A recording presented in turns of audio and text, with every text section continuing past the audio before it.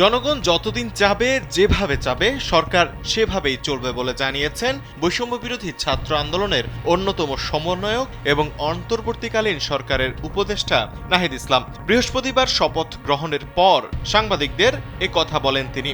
সাংবাদিকদের এক প্রশ্নের জবাবে নাহিদ বলেন, অবশ্যই বাংলাদেশ যদি তারুণ্যের হাতে থাকে, বাংলাদেশ পথ হারাবে না।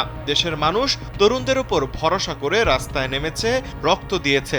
জনগণ যদি মনে করে তরুণরাই দেশের হাল ধরবে, জনগণের সেই আহ্বানে সাড়া দিতে বাংলাদেশের তরুণরা সদা প্রস্তুত আছে। এ সময় আমলাতন্ত্রের সংস্কার নিয়ে তিনি বলেন, আমলাতন্ত্রের সংস্কার ছাড়া তো এগোনো যাবে না। সেক্ষেত্রে আমরা খুব দ্রুত অভিজ্ঞদের পরামর্শ নিয়ে সামনে আগাবো। স্যান্ডেলিনা সো, রূপচর্চায় আভিজাত্য। তিনি আরও বলেন, বৈষম্য বিরোধী ছাত্র আন্দোলন সরকারি চাকরিতে বৈষম্য দূর করতে পেরেছে। এখন রাষ্ট্র ও সমাজে বৈষম্য দূর করে সাম্য, ন্যায় বিচার, মানবিক মর্যাদা ও জীবনের নিরাপত্তা প্রতিষ্ঠা করবে। এই লক্ষ্য নিয়েই আজকে আমাদের পদযাত্রা।